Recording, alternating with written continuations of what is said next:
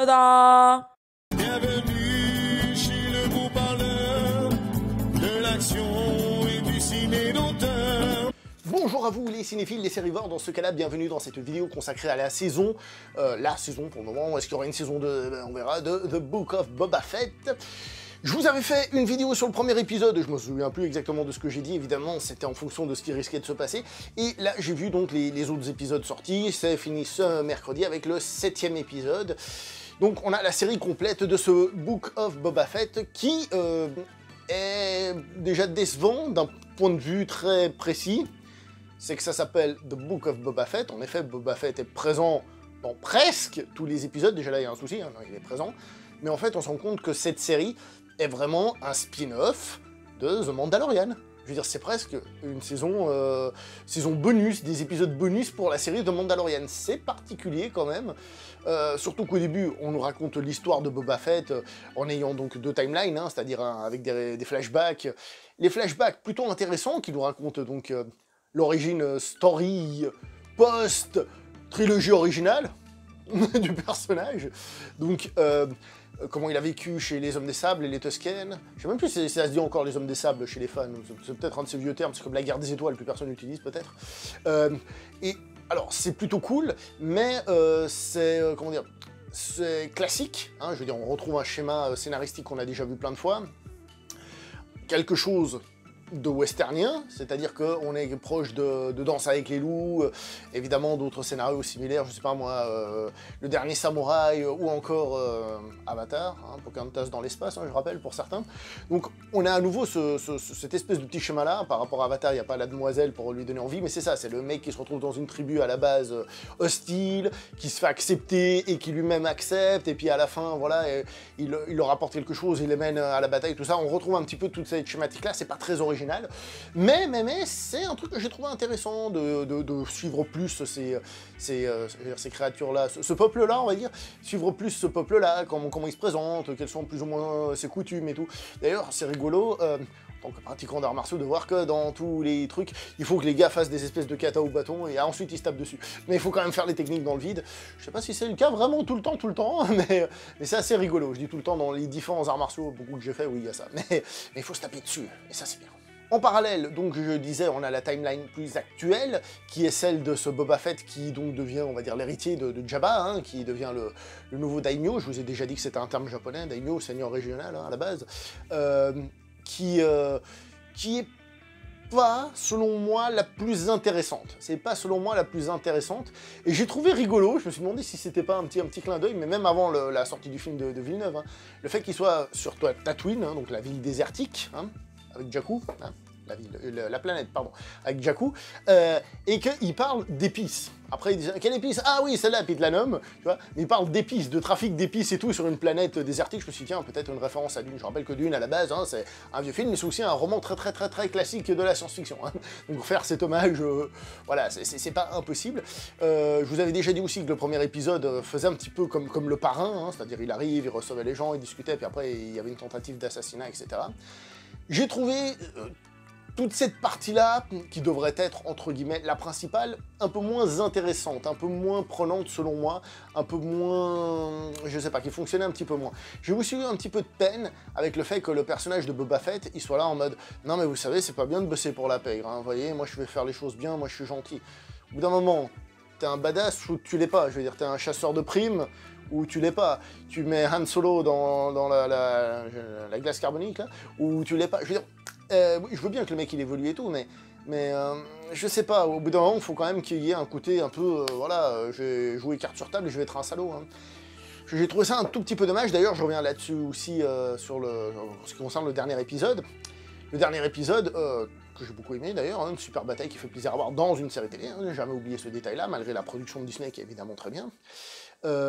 Vous remarquerez que quand les espèces de robots tirent dans tous les sens, et vous voyez pas un seul gentil se faire tuer.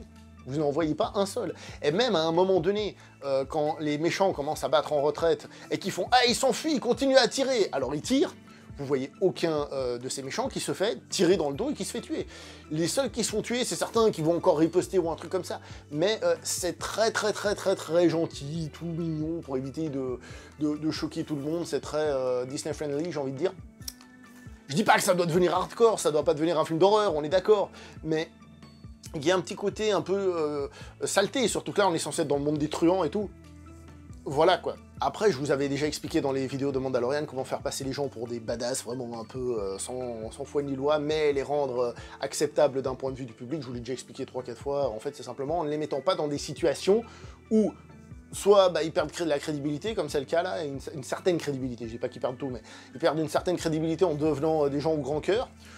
On évite cette scène-là, et on évite aussi de mettre des scènes où les gars vont passer vraiment pour des ordures finies, donc on leur fait faire toujours des trucs de pas gentils, mais légers, quoi. Et puis ça tombe bien, parce que les trucs de pas gentils, ça colle avec ce que eux ils veulent, c'est-à-dire, je sais pas moi, gagner plein de fric, et ça tombe bien, parce que c'est comme ça aussi qu'ils vont aider la veuve et l'orphelin, parce qu'ils trouvent que c'est... Il fallait aider la veuve et l'orphelin pour gagner plein de fric. Bon, je vous l'ai déjà expliqué tout ça, j'essaye de faire vite. Hein.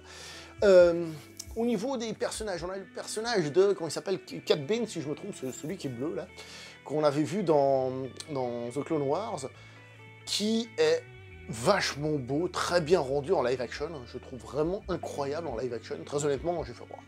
C'est méga bien fait, j'ai kiffé ma race, hein, je le dis en le voyant, comme il était fait, j'ai vraiment kiffé. J'avais entendu dire que, à la base, dans la continuité de Clone Wars, il devait y avoir un duel à mort, justement, entre Boba Fett et ce personnage-là, et en théorie, Boba Fett devait le tuer, puisque, justement, Boba Fett envoyé dans le reste de la saga, et ce personnage moins. Du coup, ils ont décidé de reprendre cette idée du duel, de le faire en live action, et de le faire dans cette série, donc, qui se passe après le retour du Jedi et compagnie. Donc pourquoi pas, je pense que ceux qui ont suivi d'autres supports de Star Wars vont kiffer voir ce personnage, surtout comme j'ai dit, il est bien rendu, et c'est super cool. Lui aussi, très westernien, encore une fois, hein, et c'est un peu un des soucis que j'avais dit à la série à la base, c'est qu'elle est trop westernienne, et ça tombe bien parce que The Mandalorian était aussi westernienne.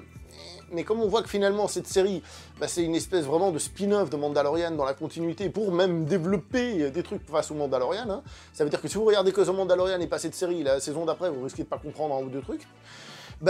Enfin, en tout cas, vous aurez loupé un ou deux trucs. Voilà quoi, c'est normal que ce soit westernien, même si je trouve ça un petit peu dommage. On retrouve d'autres personnages qui ont été introduits dans The Mandalorian, hein, ça c'est cool, d'un point de vue univers, surtout qui sont utilisés.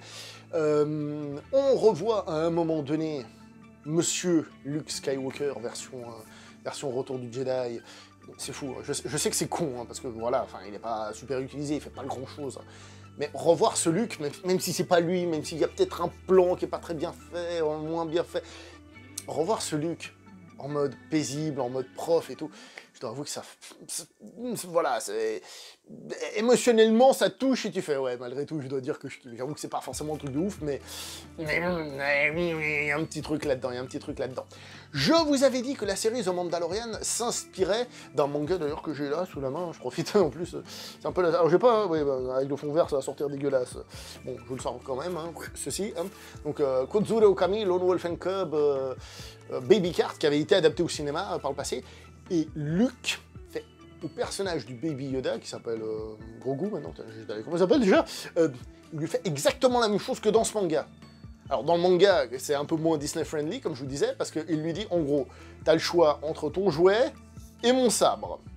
Si tu choisis le jouet, bon écoute, je vais te trucider pour que tu retournes, pour que tu rejoignes ta maman qui est décédée. Si tu prends le sabre, par contre, tu me suis dans ma quête de vengeance.